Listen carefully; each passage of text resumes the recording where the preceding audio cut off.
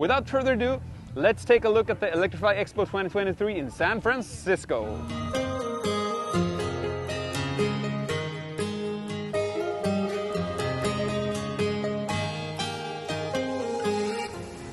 Alrighty, so I gotta say Ford. I'm really impressed with Ford. Legacy automaker, obviously American brand, and they are keeping it fresh and fun here. So they have a drift car here. They also do drifting with the standard mach-e, so you can get a ride with a drifter, and I think that's pretty cool. Just to not, I mean, we're focusing on being environmentally friendly here, but we need to have some fun while doing so. Right, if there's one car or truck I would want to bring home from the Electrify Expo, it's definitely this 78-ish Ford F100 custom truck. So it has a crate motor from the mach-e, so theoretically it has the same performance numbers as a mach-e GT, so 0 to 60 in like 3.5 seconds. Looking like this. Interior is also mach-e, so you have the modern screen, you have the dial, you have the seats, everything, but pretty much the shell is modern, like top-notch technology, and then that vintage look. Well, I don't know, take my money for it. This is pure epic. Actually, you can build something like this yourself because Ford is selling like a crate motor kit with the Ford mach-e drivetrain. So if you want to do a vintage build with some really cool EV tech, Ford, that's your business.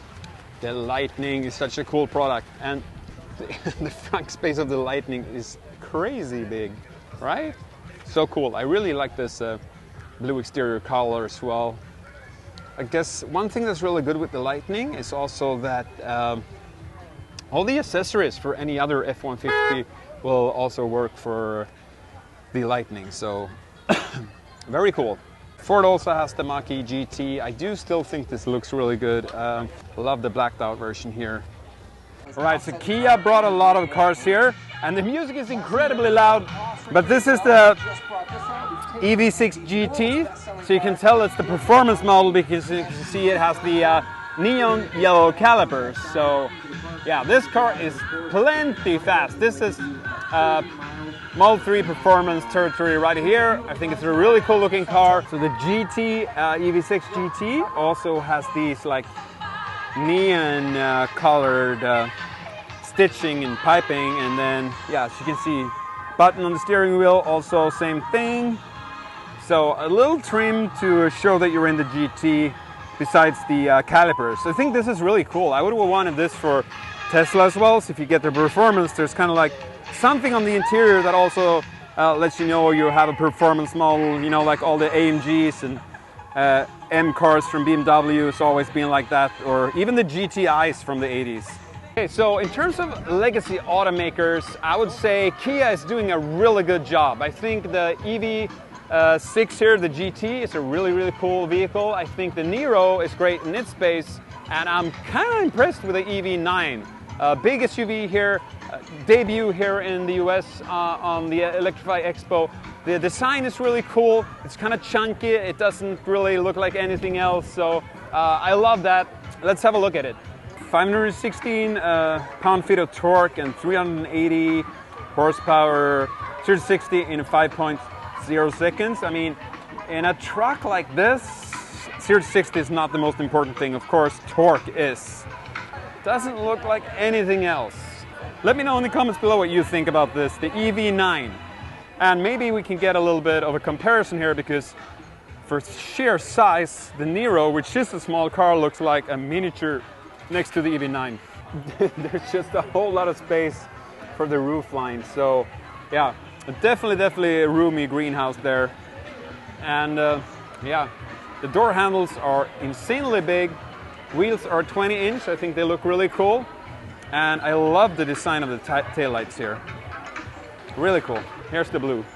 The blue is obviously not matte. It's a glossy color.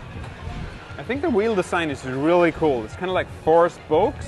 And then the cladding is not matte, but as you can see, it's like gloss black cladding. Yeah, this is the GT line as well. So the blue one is the GT. All right, so I can't get really close to the EV9, but you can definitely see here the configuration here of the third seat row is very similar to the Rivian R1S in terms of space. This is just an estimate. I have no facts or numbers for this, just pure perception. And yeah, it looks really, really spacious actually. They're saying this will have like an entry level too, which will be at maybe mid-50s, which seems incredibly competitive, whereas the higher trim lines as these will be around 70, mid-70. I still think it sounds like this is going to be a very, very competitive track if you think of price versus size, so to say. All right, so the EV9 will be able to do up to 300 miles on one charge. They're saying like 250, 270 more likely. It's a fast charging. It can do 350 kilowatts. But yeah, all in all, I just think it's got a really cool design. The front fascia here is very different also from like any of the other Kias, which I think is cool.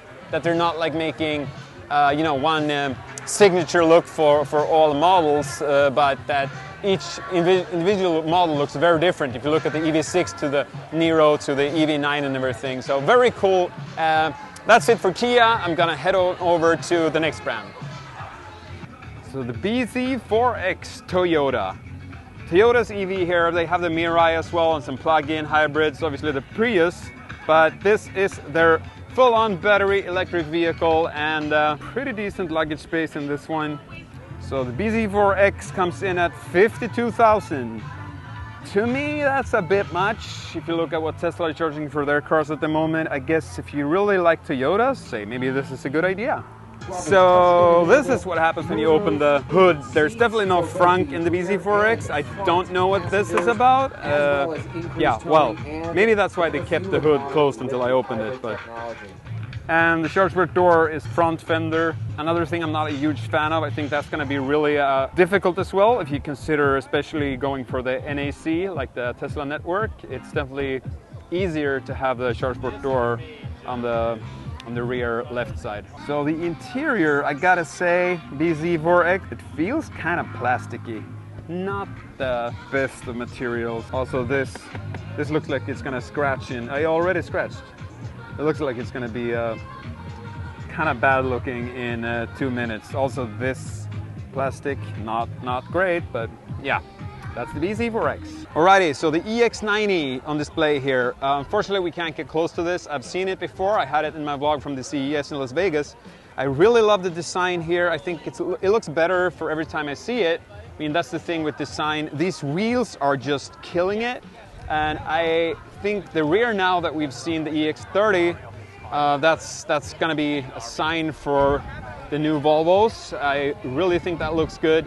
I'm not opposed to the taillight having that brake. I know some people really like the continuous light bar there. That looks more old school Volvo. But yeah, I think this is really good looking. Great mix of new and, let's not say old design, but keeping the heritage of the XC90. Also, kudos Volvo for doing these Pride cars. So I love the Pride gradient of these. RC450e, I think it looks very luxurious. It's kind of like taking Lexus into the future of EVs. I really love the interior here. I don't know if it's real suede or if it's just something vegan looking like suede, but it's a really plush and luxurious interior in this one. And then there's a yoke steering wheel. It's a little bit fun. Everyone was kind of like criticizing Tesla for that initially, and now it seems more and more brands are gonna go with the same style of steering wheel. Maybe Alcantara. It looks ridiculously good. And then the yoke steering wheel and these seats. Man, these are probably my favorite seats here out of any car. There's a big screen here, but still kind of like a conventional setup, if you will.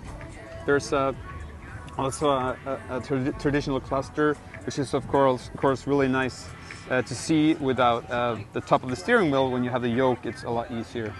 One thing that's crazy with the Lexus is that there's no frunk space at all. You can't even put a cable there. You actually open the hood just like on the bZ4X and you can just see some electrical stuff. I don't even know what that is, but I don't know what they were thinking. Toyota and Lexus completely failed at executing that. All right guys, that was it for today, and signing out from the Electrify Expo here in San Francisco. If you like what you see, please hit that subscription button. It means that I can keep going and growing and all that and show you more about EVs. So until the next one, stay tuned. Have a good one.